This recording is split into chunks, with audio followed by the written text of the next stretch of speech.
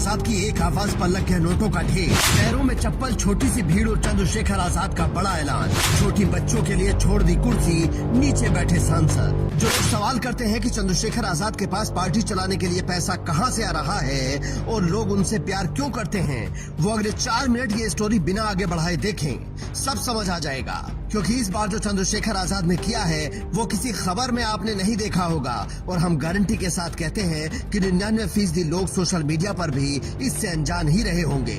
कैसे, चलिए समझाते हैं। दरअसल चंद्रशेखर आजाद एक छोटे से गांव की लाइब्रेरी में बाबा साहेब की मूर्ति का अनावरण करने पहुंचे थे। वहां न कोई मीडिया का कैमरा था और न ही सोशल मीडिया के खिलाड़ी। केवल गांव वालों ने छोटा सा प्रोग्राम रखा था, लेकिन वहां कुछ ऐसा हुआ जिसने चंद्रशेखर आजाद के व्यक्तित्व को महानता की तरफ बढ़ा दिया।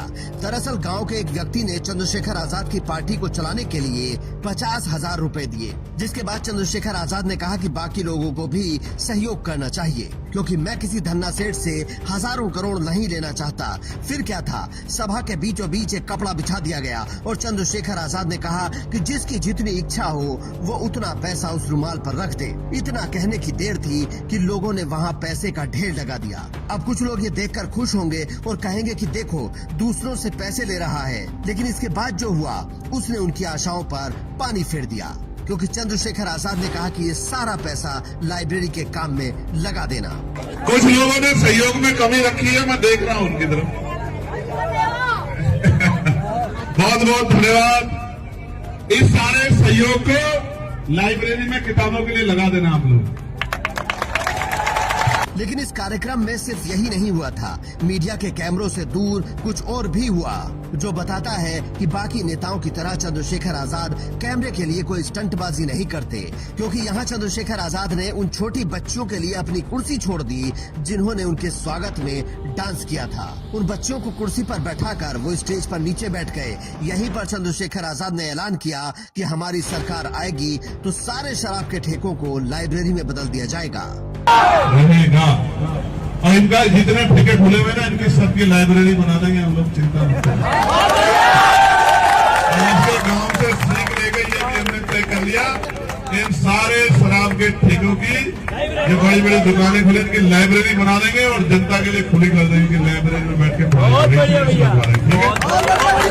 आज जो सहयोग। इस जगह की तस्वीरों में आपको वो सब नजर आएगा जो चंद्रशेखर आजाद को राजनेता से जननेता की तरफ ले जाता है। वो स्टेज पर साधारण सी चप्पलों में बैठे थे, कोई शोशा नहीं, कोई हवाबाजी नहीं, लेकिन जब इस पर सवाल पूछा तो उतना ही सरल जवाब मिला। पहली बात तो बाबा साहब की मूर्ति का अनावरण और लाइब्रेरी यानी कि एजुकेशन से जुड़ा विषय ही ऐसा है जिसको मेरी प्राथमिकता है।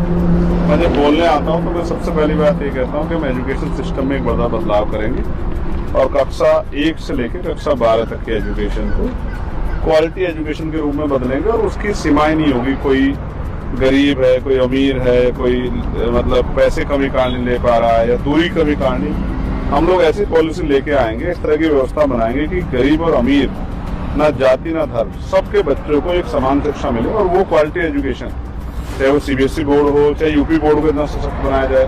और उसको हम इंग्लिश मीडियम में चाहते हैं, हिंदी मीडियम में नहीं चाहते। मैं चाहता हूँ सफाई करने वाला, मजदूरी करने वाला, खेती किसानी करने वाला, मिडिल क्लास परिवार, हर परिवार का बच्चा फराटेदार अंग्रेजी बोले। कभी कभी सरलता ही आपका सबसे बड़ा हथियार होती है, और आज के दौर में जनता से करीबी नेता को जननेता बनाती है, और यही चंद्रशेखर आजाद की सबसे बड़ी ताकत है। और अगर कोई नेता सही काम करे तो मीडिया का फर्ज है कि उसे भी जनता के सामने रखे, वरना आलोचना तो हम करते ही रहते हैं। बाकी आपको चंद्रशेखर आजाद के इस अंदाज पर क्या कहना है, कमेंट करके जरूर बताएं और स्टोरी को शेयर करके दूसरों तक भी पहुंचाएं। Bureau report, Indian news.